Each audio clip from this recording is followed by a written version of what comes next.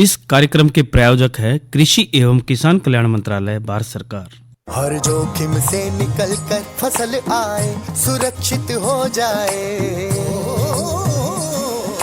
फसल बीमा से हर किसान अब आत्मनिर्भर हो जाए। संकट के समय प्रधानमंत्री फसल बीमा योजना किसानों के लिए वरदान है। अब सूखा पड़े या बाढ़ आ जाए कोई डर नहीं, अब ओले पड़े या कीट पतंगे फसल खा जाए कोई फिक्र नहीं, क्योंकि हमने लिया है प्रधानमंत्री फसल बीमा।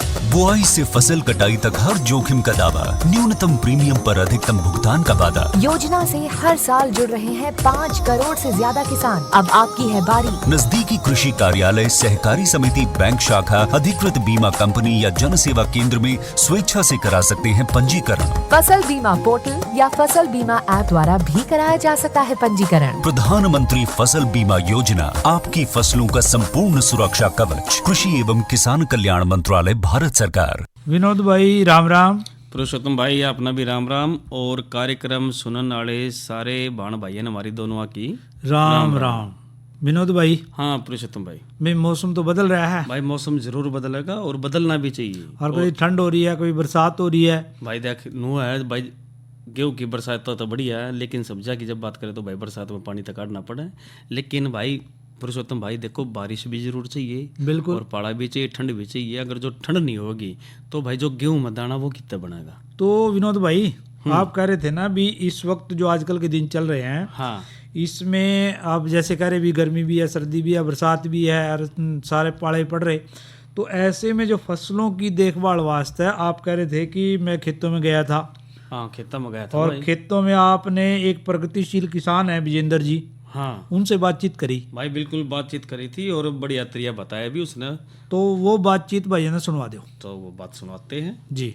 बहनों और भाइयों, कार्यक्रम में आज हम बात करते प्रगतिशील किसान विजेंद्र से, और उनके खेतों में खड़े हैं। तकरीबन सारी फसलें हम देख रहे हैं सब्जियां के तौर पर, विशेष तौर पर, और उन तब बातचीत करेंगे किस प्रकार से वो अपनी सब्जियों से लाभ ले रहे हैं। तो विजेंद्र भाई, सबसे पहले तो कार्यक्रम में जुड़ने पर आपका स्वागत है। नमस्कार जी। विजेंद्र भाई, खेती आप लगातार कर रहे हो, इसमें तो कितने किले अपने दौर है? अपने पास सर 20 एकड़ जमीन है। 20 एकड़ है? हाँ जी। तो ये दादा लाई है? हाँ जी। कितना टाइम हो गया आपने इसमें? मैं 2008 से पढ़ाई छोड़ने के बाद में सर 8-10 साल मैंने जॉब की, उसके बाद में मैं खेती में आ गया। अच्छा, तो फिर परिवार के साथ ही हाथ बटा रहे इसमें? हाँ जी। तो विजेंद्र भाई, कितनी पढ़े थे आप? मैं सर 10वीं पास हूँ। तो बच्चे तो पढ़ते होगे फिर? बच्चे पढ़ रहे हैं जी। वो कौन सी क्लास में, कितने बच्चे हैं? 4 बच्चे हैं जी मेरे पास। एक लड़की की शादी कर दी, 2 लड़कियां मेरी 9th क्लास में हैं, एक लड़का 7th क्लास में है। तो पढ़ाई की तरफ तो पूरा ध्यान होगा उनका? हाँ जी बिल्कुल, बच्चों को पूरा पढ़ाएंगे जी। तो कुछ साथ भी दे रहे इसमें खेती में? खेती में आ जाते हैं सर हाथ बटवाने के लिए। मेरा जो भी उनको 1 या 2 घंटा टाइम मिलता है पढ़ाई के बाद में, स्कूल में आने के बाद में 2 घंटे खेत में हाथ बटाते हैं। तो अब तो खैर ऑनलाइन चल रही होगी बालका की पढ़ाई? अब कोविड की वजह से जी ऑनलाइन हो गया। बाकी साथ में साथ देते हैं। बिल्कुल जी। तो अब सब्जियों की बात कर लेते हैं। दिक्कत लग रही है जिस तरह आपने गाजर भी बो रखी, मूली भी है, पालक भी है, तो इसके बारे में थोड़ा बताओ कि क्या बो रखा आपने? सर बैंगन है, मूली है, आलू है, गोभी है। तो कितने कितने कदमों का रखे? ये सर 3 एकड़ तो आलू हो गया, और 2 एकड़ गाजर होगी, 1 एकड़ में बैंगन हो गया, और सर 4 एकड़ मूली हो गई। तो सब्जी से आप फायदा ले रहे हो। अब जिस तरह बारिश हुई है 3-4 दिन तक लगातार भी हुई है, और भाई पाला भी पड़ा लग रहा है, तो इसमें कुछ नुकसान है कि सब्जियों के, या कुछ फायदा रहोगा इसमें? नुकसान भी हो जाता है सर। जैसे पाला गिर रहा है उसमें आलू के ऊपर अटैक आ जाता है, ब्लाइट की शिकायत आ जाएगी। अच्छा, जो आलू आपने ये बो रखी इसमें? हाँ जी। कितने एकड़ में बो रखी है? ये 3 एकड़ में है सर। अच्छा, और फिर इसमें किस प्रकार से इसमें वो करो फिर आप? इसमें सर सावधानी यही है, हमें तो पाले की शिकायत होती है तो उसमें सल्फर का स्प्रे करना पड़ता है हमारे को 3 से 4 दिन के बाद में। अच्छा। और अब बारिश की मार पड़ गई ज़्यादा तो खेतों का कुछ पानी भी निकाल रहे हैं जी, उसमें फसल ज़्यादा नमी होगी खेत में तो ख़राब होने के चांस हैं। और मंडी लेके जाते हैं तो उसका बाजार नहीं मिल रहा अभी, क्योंकि सभी ज़मींदार अपनी फसलों को ले जाकर मंडी में भेज रहे हैं, तो उसमें फसल ज़्यादा पहुंच रही है, खरीदने वाले कम हैं। अच्छा। उसमें इतना रेट नहीं मिल रहा अब की बार। तो फिर रेट ज्यादा मिला, क्या कर रहे हो इसके लिए? इसके लिए सर क्या करें, अब कुछ तो खेत में फसल खराब हो रही है, ना तो कोई स्टोरेज की व्यवस्था है। अच्छा, अगर स्टोरेज कर लेते हैं हफ्ता 10 दिन के लिए तो उसमें थोड़ा बहुत फर्क पड़ जाता है। तो जो मार्केट से दाम, तो फिर जितना इसमें फायदा तो नहीं, बराबर ही मिल रहा है, मतलब कि ना नुकसान ना फायदा। हाँ जी, वही कर रहे हो फिर आप? बिल्कुल जी। तो जो खेतों के अंदर जो पानी आपने बताई भाई, खेतों के अंदर पानी ठहरा है, हम निकालते हैं हाँ जी, पानी का, फिर वो जो निकालते हो किधर डाल लो इसने? वो पानी वापस बोर में भेज देते हैं। अच्छा, बोर के माध्यम से आप जमीन में भेज नीचे जमीन में भेज देते हैं जी। और कहीं तो निकालने की जगह नहीं है, तो उसको बढ़िया तरीका तो ये जमीन में बारिश का पानी अच्छा होता है, तो जमीन का जमीन में भेज जमीन में भेज देते हैं, वो फिल्टर होकर दोबारा वापस आ जाता है। तो ये तो फिर बहुत बढ़िया बात है ये। हाँ जी, तो वाटर जो बोर लेवल भी नहीं टूटता। हाँ, वाटर लेवल जो आप खेती ले रहे हो कितना यार्ड है? यहाँ पे 150 फुट पे है जी। 150 फुट पे है। हाँ जी। और अब जो जिस तरह हम सब्जी की बात करें, तो मार्केट में जब आप पहुंचा रहे हो, दाम तो आपको खैर नुकसान नहीं है ना फायदा है, हाँ जी। लेकिन पाड़े की जब हम बात करते हैं तो इसमें किस प्रकार से बचाव आप इसमें कर रहे हो? इसमें सर कुछ तो रात को ज्यादा पाला गिरता है तो धुआं कर देते हैं जी। धुआं भी करते हो मतलब कि? धुआं भी करते हैं जी, रात को 2 बजे 3 बजे के आसपास है। अच्छा। धुआं करना पड़ता है तो उस पे पाले पे असर नहीं पड़ता इतना फसल के ऊपर। और दूसरा ये है कि जी हम सल्फर वगैरह का स्प्रे करते हैं 3 से 4 दिन में। अच्छा, उससे तकरीबन फिर उसमें टेम्परेचर बना रहता है जी, खेत का पाला कम अटैक करता है। तो कितना टेम्परेचर है इसमें रहता है इसमें? अभी तो 5-6 डिग्री है जी, रात का पाला पड़ रहा है तो नुकसान नहीं करता, वो जला देता है पौधे को। अच्छा, और इसके अलावा हमने क्या सावधानी रखनी चाहिए इन दिनों के अंदर? खेती की जब हम बात करते हैं, फसलों की, इसमें सब्जियों की बात करें, तो किसान जो हमारे बहन भाई कार्यक्रम सुन रहे हैं, हाँ जी। तो किस प्रकार से हमें सावधानी रखनी चाहिए ताकि हम अपनी इस फसल न सब्जियां न बचा सके? एक तो जैसे बारिश का मौसम है जी, उसमें पानी पहले ही लगाना बंद कर देते हैं जी। अच्छा जी। अगर पानी खेत में ज्यादा नमी रहेगी और ऊपर से बारिश हो जाए तो फसल खराब हो जाती है हमारी। उसका तो पहला तो इलाज ये है जी, अपना पानी रोक दो। बारिश आने के अगर आसार दिख रहे हैं तो 4-5 दिन पहले पानी बंद कर दो। अगर खेत में पानी ज़्यादा हो जाता है तो उसको फिर निकालने की व्यवस्था करनी पड़ती है जी, मोटर या पंखा वगैरह लगा के वापस बोर में भेज देते हैं उस ज़्यादा पानी को। और जो सब्जी है, जिस तरह वो पानी निकालने के बाद कुछ भाई गल भी जाती है या बिल्कुल कुछ नहीं, वो किस तरह करो उसकी प्रबंध? उसमें सर छटाई करनी पड़ती है। जो फसल खराब होगी उसको वेस्टेज को खेत में रख लेते हैं, बाकी जो अच्छा फसल होती है उसको मंडी भेज देते हैं। तो नारी छाट ले ताकि दाम हाँ जी। उसमें सही मिल रहा है। हाँ, गली हुई फसल अगर मंडी में लेके जाएंगे तो उसका बाजार नहीं मिलता, तो फिर साधन उधर किस भी तरह- फेंकनी पड़ती है। साधन फिर किस तरह ले जाओ? साधन अपना ट्रैक्टर ट्रॉली में ही रख के ले जाते हैं जी।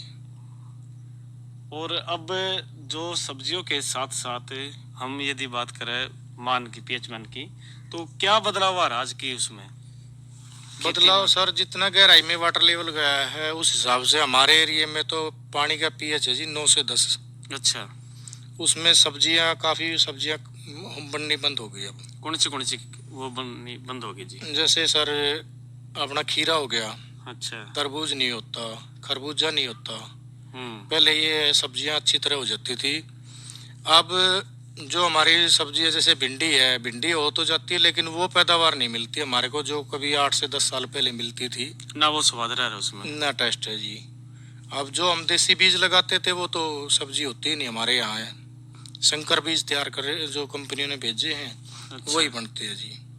तो किस कारण हो रहा है ये ऐसा? ये पानी के पीएच की वजह से हो रहा है जी। तो कितना होना चाहिए जी पीएच वैसे? पानी का पीएच सर 6 से 7 होना चाहिए, जब जाके सारी फसलें हाँ बढ़िया जी। तरिया हो उसके। जैसे नहर के पास में जो भी खेत हैं उनमें अच्छी फसल हो जाती है, नहर का पानी आ जाता है। तो अगर हम ट्यूबवेल का ही पानी लगाते हैं बार बार तो उसमें जमीन भी बंजर होती जाने लग रही है।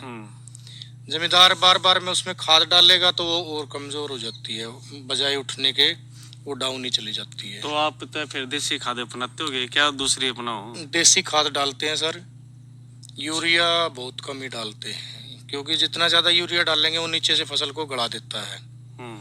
पानी भी गर्म निकलता है ट्यूबवेल का और उधर से यूरिया भी गर्म होता है। लेकिन विजेंद्र भाई आजकल देखा भाई जिस तरह उसने 2 कट्टे मारे, 4 मन मार दिए। मैंने नहीं मारा आज तक 4 कट्टे। अच्छा, तो मतलब कि ऐसा नहीं, मतलब कि आप हम 4-5 आदमी का हमारा ग्रुप है। अच्छा। और बड़े ही जिम्मेदार हैं। हम कभी भी 2 या 2.5 कट्टे से ऊपर नहीं डालते। तो आप इसमें फिर आपस में सारी बातचीत होती है जो ग्रुप के माध्यम से आपस में एक दूसरे से सलाह लेकर फिर आगे बढ़ते हो जी? हाँ जी। सरकार का भी कुछ योगदान इसमें कुछ नहीं। कोई जाते हो आप कहीं जिस तरह जैसे कंपनियों के या फिर कृषि विज्ञान मेला- जो इनके मेले लगते हैं बिल्कुल जाते इसमें कुछ जानकारी तो बढ़िया मिलती होगी? जानकारी अच्छी देते हैं जी। तो विजेंद्र भाई कार्यक्रम में आप जुड़े और आपका बहुत बहुत धन्यवाद। Thank you sir. तो ये थे प्रगतिशील किसान विजेंद्र, जिनसे बातचीत की विनोद भाई ने। और विनोद भाई एक बात इन्होंने बताई शुरू में ही कि जैसे मेरे पास आलू की फसल है और उसमें जैसे नमी आ गई, ब्लास्ट जैसे रोग आ जाए, तो उन रोगों को बचाने वास्ते हम कीटनाशकों का प्रयोग करते हैं। बिल्कुल।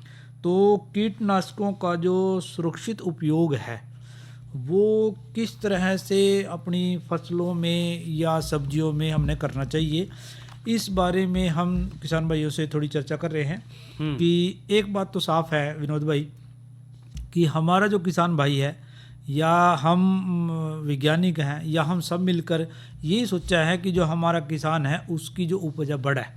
बिल्कुल। और पुरुषोत्तम भाई देखो, जिस तरह विजेंद्र भाई ने भी बताई कि जो सबसे बड़ी समस्या आ रही है वो वाटर लेवल की आ रही है। बिल्कुल। जितना नीचे पानी जा रहा है उतनी वह फसल भाई वह ज़मीन भी बंजर हो रही है, और जो कदे बड़े तादाद में हम फसल लिया करते वह गति ख़त्म हो रही है। और दूसरा फिर बंजर जो ज़मीन है ना, उसको भाई जो कीटनाशक जितने भी हैं हम उसका फसल ज़्यादा लेने ही इस्तेमाल करें, उस तभी भाई ज़मीन बंजर होती जाए। वो है। तो इसमें ये दो तो महत्वपूर्ण कारण हो गए ना विनोद भाई। एक तो कि अंधाधुंध खादों का प्रयोग, बिल्कुल। और दूसरा हम जब भी बीमारी लग जाए, कीट लग जाए कोई, उसमें भी हम बिना सोचे समझे कहीं किसान भाई लापरवाही से कर जा और उसमें कीटनाशी डाल दे चले जाओ। बिल्कुल। और पुरुषोत्तम भाई देखो, जो चर्चा आप बहुत बढ़िया ले रहे हो कि कीटनाशकों का हम सुरक्षित उपयोग किस प्रकार करें, क्योंकि देखो इसके अंदर हमने सावधानी भी रखनी पड़ेगी और सारी चीज़ों का ध्यान रखना पड़ेगा। और इसमें विनोद भाई ये है कि जो भी एक तो हम अपनी तरीके से या अपनी ओर से किसी भी कीटनाशी का प्रयोग ना करें। सबसे बड़ी बात तो ये हुआ, जब भी हमारी फसल में या किसी सब्जी में कोई कीड़ा लग गया, बीमारी लग गई, तो हम जो हमारे नज़दीक के कृषि वैज्ञानिक हैं उनसे मिला जाके और उनसी सलाह के अनुसार कौन सी दवा डालनी है, कितनी मात्रा में डालनी है, कितना छिड़काव करना है। और कई बार ये देखने में आवा है कि हम थोड़ी जल्दी में करा है और कीटनाशकों का जो प्रयोग है वो अपनी मर्जी से करा है, वो सही नहीं है। और ये तो उनकी मंशा तो अच्छी होती है भी कोई कीड़ा लग गया, बीमारी लगी और एकदम उन्हें ठीक कर दें, आज ही दवा का प्रयोग कर दें और आज 1-2 दिन में ठीक हो जाए वो, और हमारी जो बढ़वार है वो फिर से शुरू हो जाए। परंतु वो जो तरीका है विनोद भाई वो सही नहीं है। जब हमारे को ये पता लग जाएगा कि हमारी फसल कौन सी है, कौन सी बीमारी लग रही है और कौन सी दवा का और कितनी मात्रा में मैंने प्रयोग करना है, वो कौन बताएगा? कृषि वैज्ञानिक। कृषि वैज्ञानिक, और हम भी कई बार चर्चा कर रहे हैं भी इस तरह करना है। और फिर छिड़काव करते समय कौन कौन सी सावधानियाँ, कई बार तो हमने देखना हुआ है जो बड़े हमारे अच्छे एक से एक बढ़िया किसान हैं वो क्या कर रहे हैं कि कृषि वैज्ञानिक को दवा तो ले वही उनकी देखरेख में, उनको अपने खेत में भी ले जा। बिल्कुल। और उनकी देखरेख में ही दवा का छिड़काव जो है करा। और पुरुषोत्तम भाई देखो, जो छिड़काव हम यंत्र के माध्यम तक करे हैं उसमें भी हमने सावधानी रखनी चाहिए। जिस तरह छिड़काव यंत्र है उसका प्रयोग तो पहले हम इसकी टंकी न देख ले, पाइप न देख ले, नोजल न देख ले, अच्छी प्रकार तो उसने धो भी ले हुआ है। और टंकी में पानी भरकर उसमें चला कर देख लेना चाहिए कि स्प्रे भाई पंप के उस तरह भागते ठीक काम कर रहा है कि नहीं कर रहा है। इसी तरह जो टंकी में जो रासायनिक घोल्स है वो डालने से पहले इसने अच्छी तरह हमने छान लेना चाहिए।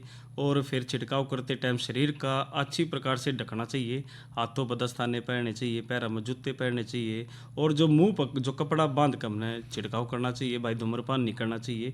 और छिड़काव करने के बाद हाथों, पैरों और मुंह को भी अच्छी तरह से धो लेना चाहिए। इसी तरह जो छिड़काव करते टाइम हमने हवा बहने की दिशा में जो छिड़काव करना चाहिए उसका भी पूरा ध्यान रखना चाहिए। और एक बात साथ में हो विनोद भाई कि जितनी मात्रा में सिफारिश कर गई है ना पानी की, पानी उसका प्रयोग उतनी मात्रा में करें।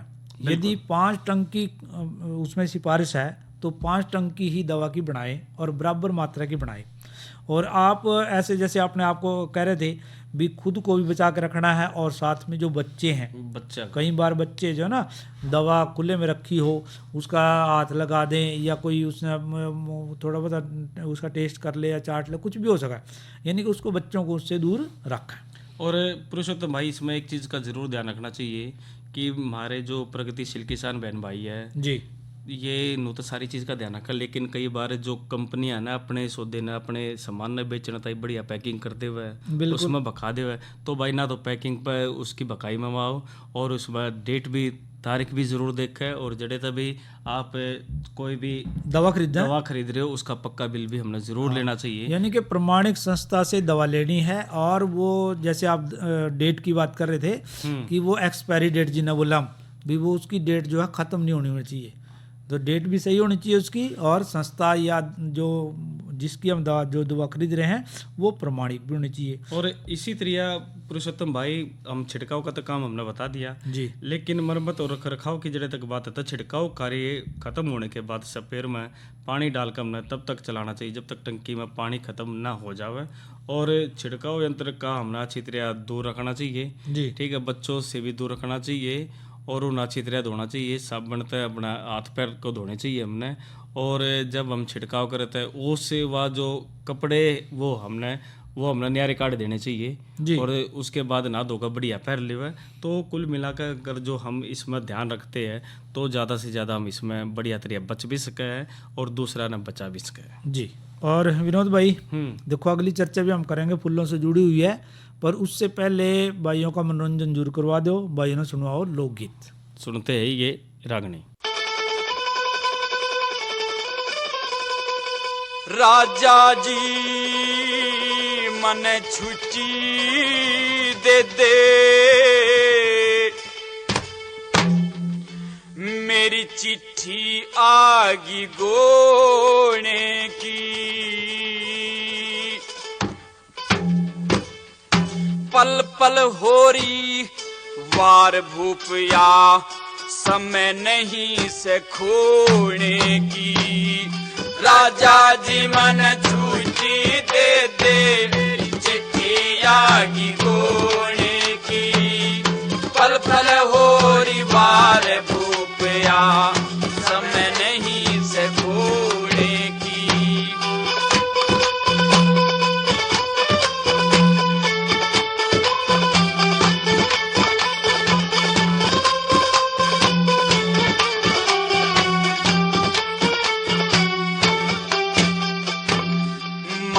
पिता ने चिंता बारी अपनी बेटी दी की, सोमवती मेरी बाट जो होवती, जन मोर पपैया मी की।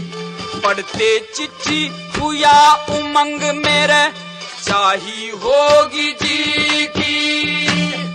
तेरी दया ते राजा जी मारे, जोत बढ़ेगी की। किस्मत के मेरे द्वार खुले, किस्मत के मेरे द्वार खुले, कड़ी नहीं जंग जोड़ने की, पल पल होरी वार भूपया, समय नहीं से खोने की।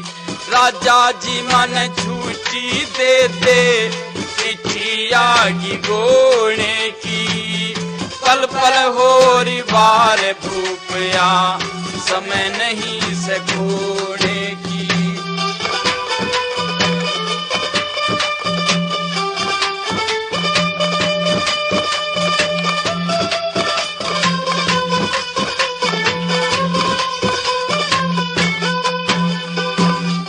इकले काके जीना जग में, कोई मत इकला रही हो, मेल किसी ना चीज जगत में, धर्म के ऊपर मरियो।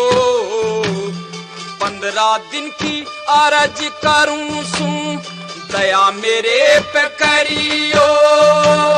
जा बेटा ससुराल डिगर, जा हंस के एक बे कहियो, के बेराया पान छूट जा के बेराया बाण छूट जा रोटी टुकड़ा पोने की पल पल होरी वार भूपिया समय नहीं से खोने की ओ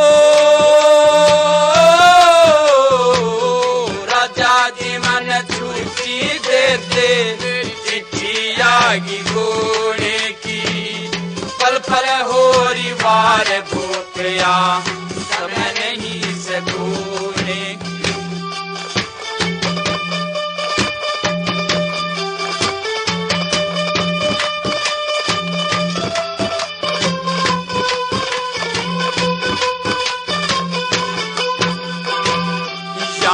के माँ बाप मरे मन सुनना छोड़ करेगे जग पर लो में कसर रही ना गम के बदल गिर के बिगड़ी का ना बना ही माटी दूर किनारा करेगे दयावान और यार समझ के तेरे सुप्रत करेगे घड़ी मिली से आज आनंद की घड़ी मिली से आज आनंद की दाग जिगर के धोने की पल पल होरी वार भूपिया समय नहीं से खोने की ओ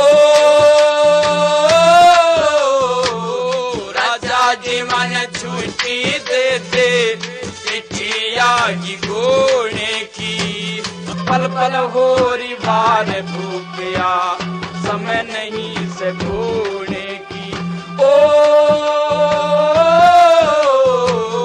राजा जी मन छुट्टी दे दे चिट्ठी आगी गोने की पल पल होरी वार भूपिया समय नहीं से खोने की। विनोद भाई, हाँ, ये तो सुन ली भाई ना रागनी क्रमपाल की गाई हुई। और इब जानकारी हम चाह रहे हैं आपसे आज और कल के मौसम की। भाई मौसम की बात करें तो देखो हवाएं बढ़ती जा रही, सर्द हवाएं, और ज़्यादा भी सही हो रहा है। तो जहाँ तक मौसम के अनुमान की बात करें तो आज का जो अधिकतम 17 और जो न्यूनतम 7 डिग्री सेल्सियस रिकॉर्ड किया गया, और आने वाले 24 घंटे की बात करें तो अधिकतम 18 और जो न्यूनतम है 6 डिग्री सेल्सियस तापमान रहने की संभावना है। और भाई मौसम थोड़ा आँख में चोली का रहा होगा और तकरीबन बादल छाए रहोगे, ठंडी हवाएं चलेगी और एक दो जगह पर छिट्टे भी पड़ सके, लेकिन कुल मिलाकर मौसम 3-4 दिन तक आगे साफ रहेगा। तो और विनोद भाई चलते चलते ये भी बता दो कि कल जो किसान कार्यक्रम, हाँ भाई कल शुक्रवार, और शुक्रवार ने हम जो चर्चा लेकर आए हैं पुरुषोत्तम भाई जी, पहली जो हमारी चर्चा रहेगी गेहूं फसल में खरपतवार नियंत्रण के बारे में बात करेंगे। और कल जो हम आज की नसीहत में लेकर आ रहे हैं वो बात करेंगे सब्जियों की तुड़ाई में सावधानी। और दोनों चर्चा बहुत बढ़िया है, तो कार्यक्रम जरूर सुने किसानवाणी। और इब जो अगली चर्चा की बात कर रहे थे हम फूलों से जुड़ी थी। हाँ। फूलों की तो खुशबू ही निराली है विनोद भाई। बिल्कुल भाई। तो इसमें आज की जो चर्चा का विषय हमारा कि आजकल के दिनों में फूलों की बिजाई किस तरह से करें। तो फूल तो घने अम्बुआ विनोद भाई, वैसे तो सारी किस्में, सारे विश्व की किस्मों की बात कर रहे हैं तो 2600 किस्मों का जिक्र आवा है। पर अपने देश में, हिंदुस्तान में, भारत में लगभग 500 किस्में हम फूलों की लगावा। बिल्कुल। तो अलग अलग जगह लगावा, परंतु जो आमतौर पे जो लगावा है गुलाब है, गेंदा है, जिस तरह, हाँ, और ये ग्लेडियस है, ये झरबेरा है, कार्नेशन है, ये जो फूल हैं हम ये बहुत खूब लगावा। और पुरुषोत्तम भाई देखो जो फूलों की बात है ना, ये जो शहरों के नज़दीक गांव है जी, ये जिस तरह दिल्ली का ना, दिल्ली एनसीआर में लगा लो, जो हरियाणा का कई इलाके लग गए, बिल्कुल, ये सोनीपत गुलाब की खेती में नंबर 1 है जी। इसी तरह जो आसपास के जो शहरों के नज़दीक उड़े फूलों तो बहुत ज़्यादा मुनाफा लोग ले रहे हैं। और विनोद भाई गुलाब और गेंदा ये तो फूल जो है गणे बिका है, बहुत बिका है। और इनकी खेती भी दूसरी खेतों से थोड़ी सी आराम से है, ज़्यादा परेशानी वाली नहीं है, पर इसमें यह है आमद रोज हुआ। और इसी तरह जो ग्लाइडर की भी हरियाणा के अंदर हम आसपास देखें तो खेतियाँ बढ़ती जा रही है। बिल्कुल, और और कितने भी तीज त्योहार हैं, कितने भी ब्याह हैं, कोई भी शादी है, उसमें सब में फूलों की जरूरत है। बिल्कुल। तो इसलिए इन दिनों हमने जो आसपास के अपने इलाके हैं, जैसे आप शहरों की बात करें, शहरों के आसपास जो हम गुलाब है, गुलाबों को तो फूलों का राजा बोला है, ये इसना हम जो अपनी घर की छोटी सी वाटिका है ना, उसमें भी लगा सका है, और बुक्के बनाने में भी ये प्रयोग करा है। फूल देश विदेश में भी इनकी मांग है, और तीज त्योहारों पे भी इसकी है, ब्याह शादियों में भी इनकी है। तो गुलाब भी हम बो सका है। जैसे इसकी जो किस्में हैं कोई भी ले लो, वर्ग टी गुलाब है, वर्ग हाइब्रिड टी है, वर्ग फ्लोराइड भी है, वर्ग पोलीएंथा है, वर्ग मिनीचर है, वर्ग लता गुलाब है, बहुत से ये गुलाब ले लें, कोई भी अपना किस्म लेके हम उसकी खेती कर सका है। और पुरुषोत्तम भाई देखो, जो खेती की हम जो बात कर रहे हैं ना, ईब हम शहरों के नज़दीक क्यों कह रहे हैं जी, नू त जड़े त आने जाने का साधन बढ़िया हो, हम अपनी फसल न तोड़ के बेचना तो ले जावे, तो आने जाने का रास्ता तो भाई वह चाहे खेती चाहे गुलाब की हो, चाहे वह दूसरी फसल की हो, बिल्कुल। लेकिन या जो फूलों की खेती है वो तकरीबन हम शहर जो नज़दीक लगते हैं ना, जल्दी से तोड़कर मुझसे ना बेच भी देवे, उधर ज़्यादा हम इसने उगावे है। और हरियाणा के अंदर भाई गुलाब की होगी, गेंदे की होगी, या जो दूसरे फूल है ग्लाइडर हो गए, उसकी मांग ज़्यादातर बढ़ती जा रही, क्योंकि गुलदस्ता में भी अपने पुरुषोत्तम भाई देखे जो ग्लाइडर हुआ लंबी डंडी से हुआ है जी जी, उसके फूल भी घने चल रही है। और जो हमारे प्रगतिशील किसान बहन भाई है, इसमें बहुत बढ़िया मुनाफा ले हुआ है, थोड़ी सी देख रेख के साथ साथ इसके अंदर वो भाई गिल्ला की गिल्ला दाम बहुत बढ़िया पकड़ा लग रहे हैं। बिल्कुल पकड़ लग रहे हैं विनोद भाई। जो खेती ना अच्छी तरह तैयार कर दें, पोषक तत्व उसमें सही होने चाहिए, और उसमें कोई भी कीड़ा मकोड़ा बीमारी हो तो उससे भी निजात रखें, और बढ़िया जो है फूल उसकी खेती जो है करें। और पुरुषोत्तम भाई देखो, बागवानी विभाग हो गया, जिस तरह कृषि विज्ञान हो गए, ये अलग तय ये कार्यक्रम भी करते हैं, ट्रेनिंग भी देवा है, बिल्कुल देवा, हम उन तले सके कुछ आर्थिक लाभ भी हुआ है, सब्सिडी भी मिल रहा है। तो भाई इसमें जो बागवानी विभाग के डॉक्टर है ना, उनको सांस लेकर हम फूलों की खेती करेंगे, 30 सोने पे सुहागा हो जाएगा, यानी हम ज्यादा लाभ जो उससे ले सकेंगे। बिल्कुल। अरे अरे अरे क्या कर रहा है? इधर इधर इधर, हम बोल रहे हैं तेरे बीजू का। पुतला बोल रहा है? हाँ, पक्षियों से तो हम खेत को बचा लेते हैं, पर इन घातक रसायनों से कैसे बचाएं? मतलब? देख बेटा, तू जो ये अंधाधुंध रसायन मिलाता है ना, मिट्टी की सेहत बिगड़ने लगी है, और जब माटी ही कमजोर पड़ जाएगी तो उपज कैसे सेहतमंद होगी? अरे पहले ऐसा नहीं था, पूछना अपने बड़े बुजुर्गों से, कैसे फसल लहलहाती थी, शुद्धता झलकती थी। हाँ, माटी भी तंदुरुस्त और लोग भी। अरे अब पहली वाली बात कहाँ? पर अब तो सब यही डाले हैं। सब नहीं, आज भी लाखों जागरूक किसान परंपरागत विधि से फसल उगा रहे हैं, खर्चा कम और उपज की कीमत भी बेहतर पा रहे हैं। सच है?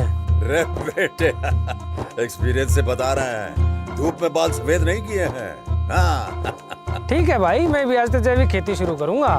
माटी से प्रेम की परंपरा है, परंपरागत खेती। भाइयों से लेवा इजाजत। अच्छा भाइयों, राम राम। कार्यक्रम के प्रायोजक थे कृषि एवं किसान कल्याण मंत्रालय, भारत सरकार।